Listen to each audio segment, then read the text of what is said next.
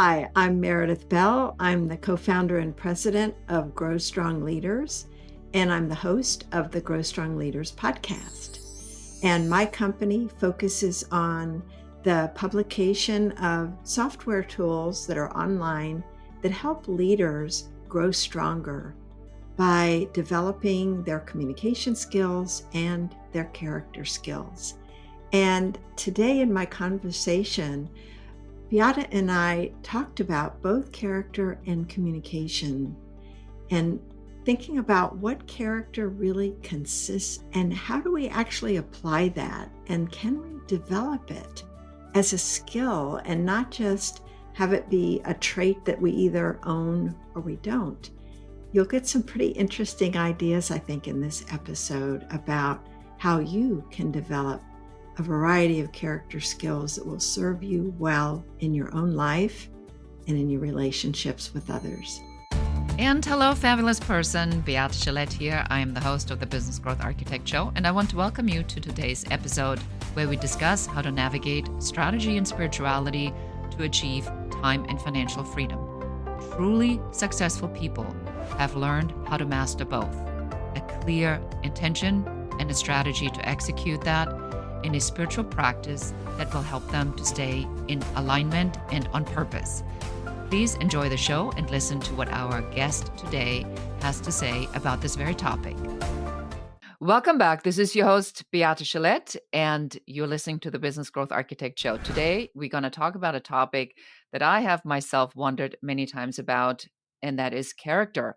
What makes a person have a good character? And is character a skill that is a learnable skill? And with me today is Meredith Bell from Grow Strong Leaders to talk about that very topic of character and communication skill development. Meredith, I'm so excited to have you on the show. Thank you, Beata. I'm excited to be with you too and to discuss a topic that's near and dear to my heart.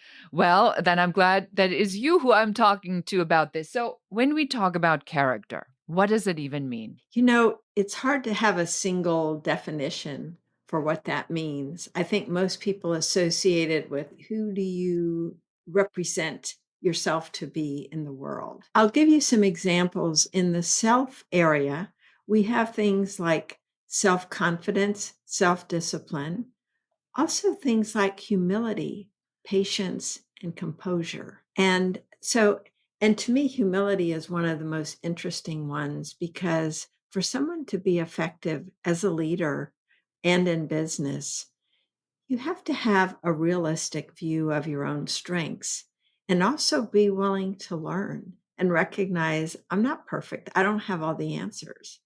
And I think where people can get into trouble when it comes to humility is thinking somehow that's weak or, we're putting ourselves down. It's not. It's having that inner confidence to know I'm really pretty great as I am, and I have more to learn. And so we don't put ourselves above anyone else. Do you think that there's self-awareness from someone to say, do people know that they're not of a great character? Doesn't everybody think that they're amazing and they have great characters? Everybody else has bad character. How do we make people aware of sort of in the character evaluation where they are? Would I know this? Well, we all have blind spots. So it's like anything else in life about ourselves. We have strengths in certain areas and some other opportunities to grow and learn. So just that one area of self-awareness, we actually consider that an aspect of character because the more I am aware of myself, who I am, the easier it is for me to show up and notice others or notice things about myself. So it's a great question that you're asking. I don't think most of us give a lot of thought to our character. I think we look and see, like you said, can I trust this person? Can I depend on them to follow through and keep their word?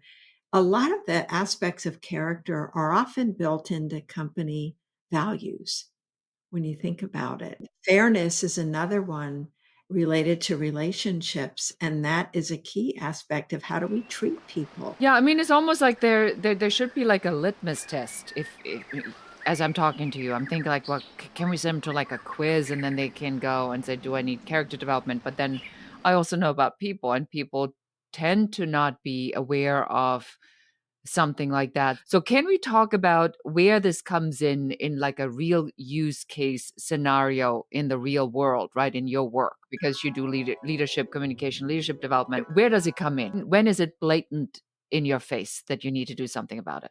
Well, and this is where, if I could go back a moment, you were asking about how do people find out. One of the things we've done is we have a 360 feedback tool in which we've built in 36 questions around the character skills. So, because no matter what the behavior is, even communication skills, it's hard to self assess and be aware of how others are perceiving me in this particular area. So, getting input from others who know you. Now, that's more of a high tech way, but you could also take the list of 36 and just go around and ask people, when you look at all of these, which ones would you say are my strongest? And which one would you say, if I worked on that, it would make a big difference? So, let's take a real one like composure, because we consider composure an important aspect of self. So, this is your ability to stay calm, maintain your cool, especially in high pressure situations or when someone says something that would normally trigger you. And to be able to stay calm and cool and not get into a reactive mode is really essential to handling that situation effectively.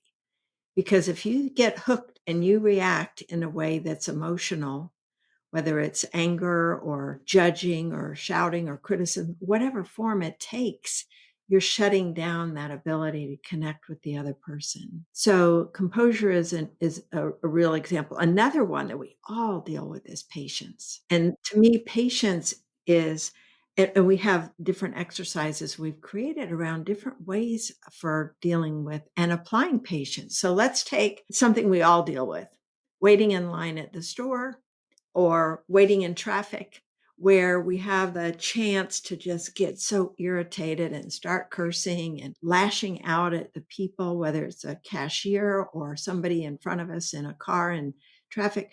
There are so many opportunities for us to take a breath, stay calm, recognize I don't have any choice right here. If I want to check out of this store, I gotta get in line and wait in line. Or if I wanna get from this point to the other point in traffic, am I going to let that get me all stirred up so that I'm a mess when I get to my destination?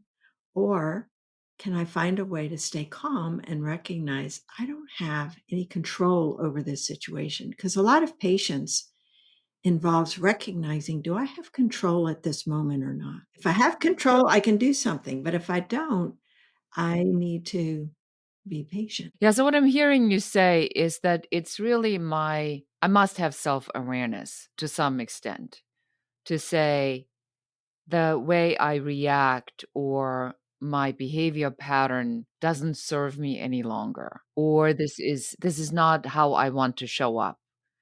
I remember in a lot of the 360 assessments or a lot of the personality assessments, it's almost like people know who they are, but then they have this wishful thinking that others don't see them as they are afraid they are being seen, which is just so convoluted to even look at this from this perspective.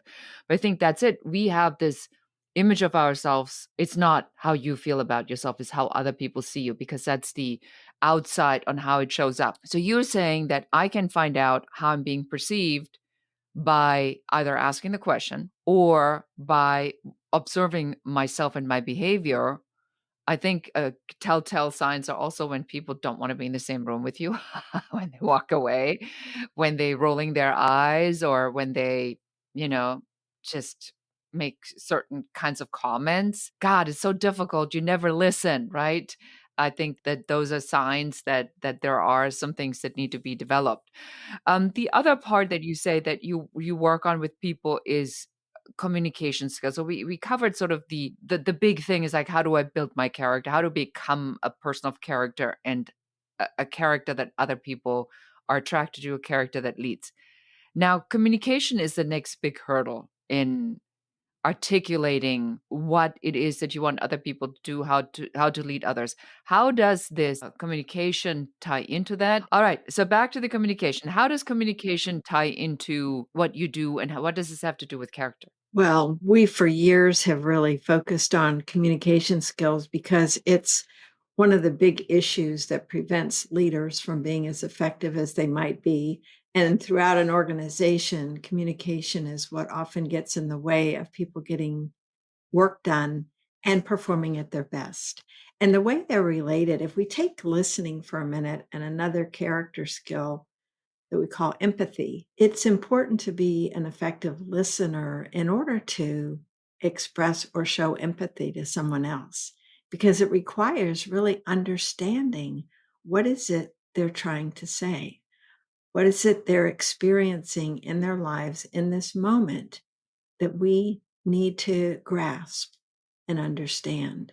And so, our ability to really get inside somebody else's head, stand in their shoes, and feel, or at least imagine what they're feeling in that moment, so that we're able to listen well and then reflect back to them. It sounds like you're really frustrated, or you're really upset about this. To me, one of the most important things in life and Mhm. what I consider success as a human being is connecting with others. And so our ability to listen, when we learn to do that well, it is a superpower. So few people do it well. And another way that it connects with character is with this idea of patience that I was just talking about. Because if I'm really listening to you and really want to hear what you have to say, I'm going to be patient and not interrupt, not finish your sentences, not look at my watch, all of which tends to get in the way of connecting with that other person. So there's a lot of integration. Another example would be if someone is giving you feedback about your behavior and your tendency is to lash out or defend or justify or explain, that's where composure comes in, to be gracious and accept what the person is saying and maybe ask some questions to clarify, but not jumping down their throat, because then they probably aren't going to come and give you any feedback again because it wasn't worth the price they had to pay to do it. So those are just a couple of quick examples of how Mhm. these are really integrated. Yeah, because you can then really cannot go and say, well, now that I know what you really think, now I'm going to let you feel my displeasure with your feedback. I think that's why we see it a lot in politics, is that people portray that they're of a particular character and then, but they're really not. They're just stepping into a persona that is designed to achieve a particular outcome, but it's not authentic, it's not congruent. It's an act. And then in the communication, they keep it together until they get challenged. And then the whole thing falls apart, which I think is exactly to your point. Then you never had that character development in the first place. It was an act. And then you never had the communication skills because it was an act. I want to move a little bit over to the spiritual aspect of things. You have said before that you feel that spirituality in the work that you do and how you show up has a lot to do with the non-judgment. Tell me a little bit more about that. What is the spiritual part about the non-judgment? Well, for me, the spiritual aspect for my life is not so much about religion, it's about connecting with the greater universe and recognizing who I am at my core is love. And so every day, what I focus on doing, Beata, is creating myself, because I have learned that if I don't take time in the morning to think about, write about who I am going to be that day, then I jump into my do list too quickly.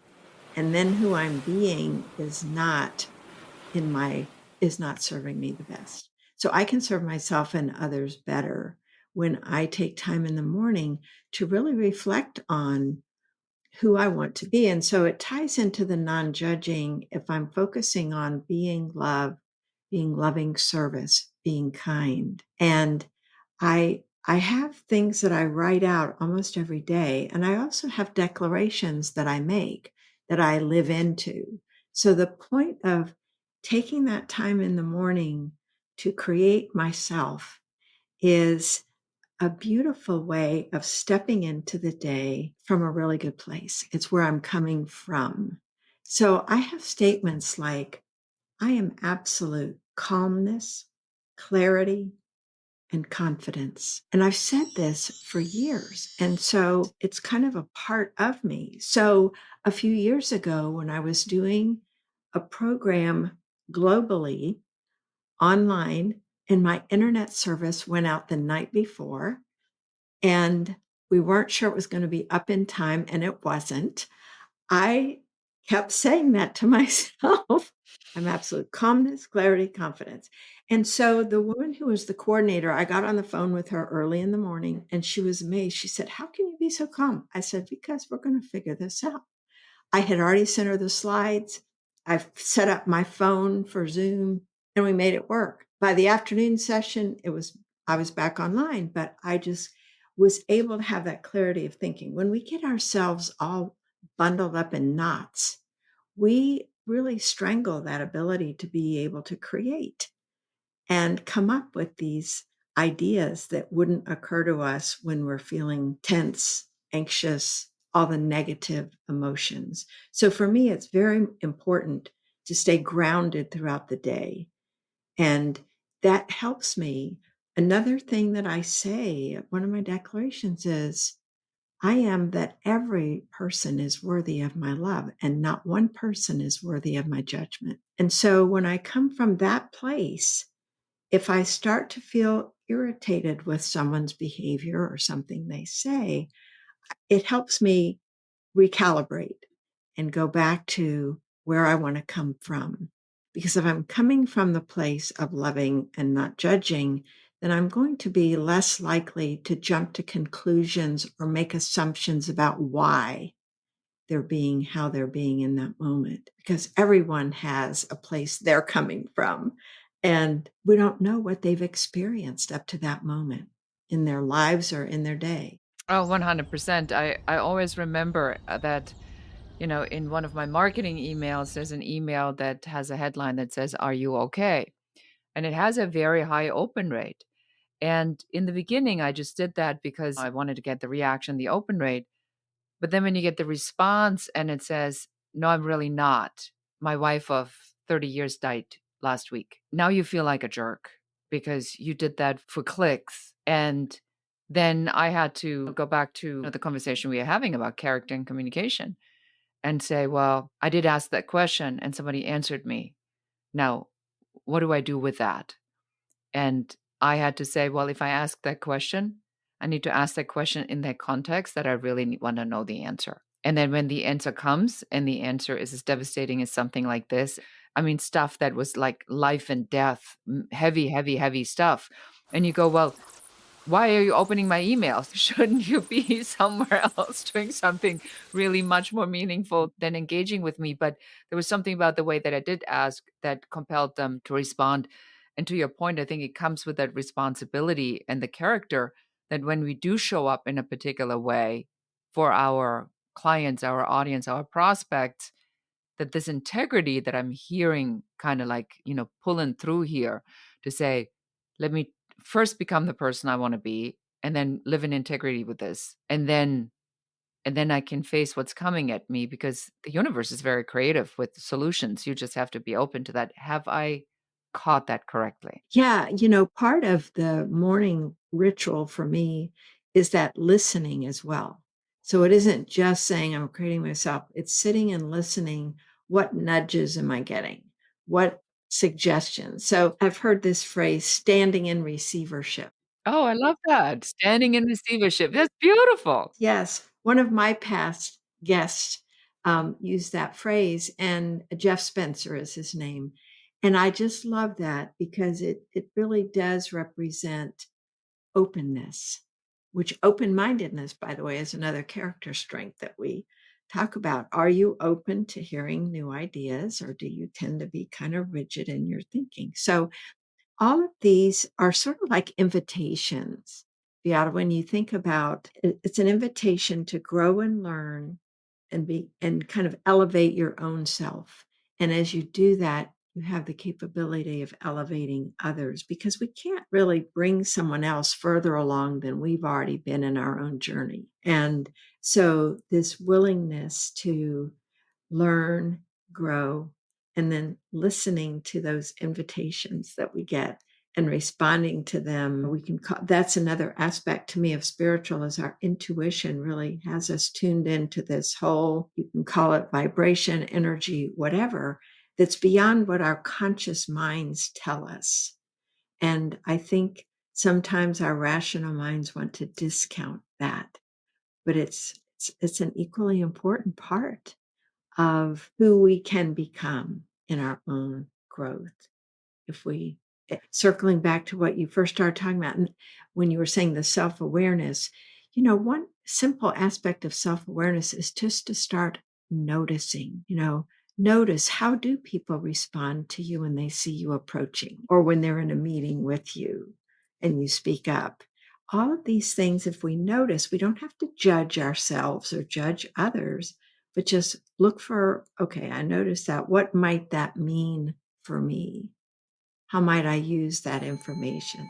I learned this from Brian Tracy, believe it or not. And a long, long time ago, I was helping out a speaker colleague of mine, and I was the celebrity wrangler for Brian Tracy. And wherever Brian Tracy went, there was this drove of people that are just like, Brian, Brian, Brian, can you sign my book? One question. And there was a point where I'm like, can we just let the poor man go in his car and drive back to San Diego? And I said to him, Brian, if at any given time this gets too much for you, just let me know, and I'll make sure that the crowd disappears. And and I will never forget this. And this is like outside where the valet is. So the valet had brought his car. His car was already parked there for what, like 20 minutes, and he's still talking to people. And he turns to me and he says, Beate, every person matters. And I'm thinking to myself, this is good enough for Brian Tracy. It's good enough for me. And I've never forgotten this. Well, I love that because it's true, first of all. And it also shows his own humility. No matter how famous someone gets, they can still remember every person counts. And I think that to me is just a huge aspect of character Oh, because it looks at our own humility, again, recognizing we're not the be all and end all of something, but also compassion and generosity, being of service to others. All of these are different aspects of character that to me are beautifully represented in that one sentence that he said. and what a perfect way for us to end our interview, because I think that really sort of like brought it, now that you pointed it out, really nicely together. But that is a statement of character and integrity, because if he is really a speaker, and if that's how he shows up as a leadership trainer, a coach, a business coach, and consultant, then that's exactly how it should be. And that is how he shows up. And certainly a lesson I have never forgotten in my life. So Meredith, for someone who now wants to find out about the work that you do, where do we send them? Our website is growstrongleaders.com. So they can get information about our 360, our Skill Builder program, and books that we've written around these topics of communication and character. I'm on primarily LinkedIn, also Facebook and Twitter or X. But I'm probably most active on LinkedIn. I have a newsletter there and also my podcast, Grow Strong Leaders. You can find that on our Grow Strong Leaders website, and I would invite people to check that out too. I interview a lot of interesting people in the leadership world, and a lot of them are talking about various aspects of character, by the way. So even though we don't, overtly say character, that's really what it's all about. How to be the kind of leader and create the kind of workplace where people love showing up and giving their best because of how they're treated. Yeah, wonderful. Well, thank you so much, Meredith. It's been amazing to have you on the show. Thank you so much for being here. Thank you. And that's it for us for today. Thank you so much for listening to or watching this episode of the Business Growth Architect Show. Please share this episode with one other person that needs to hear what we talked about today: character, communication, being true to your word, showing up with an integrity. and make sure you check out all of Meredith's information. And until we see each other again next time, and goodbye. So appreciate you being here. Thank you so much for listening to the entire episode. Please subscribe to the podcast, give us a 5-star review, a comment, and share this episode with one more person so that you can help us help more people. Thank you again. Until next time. Goodbye.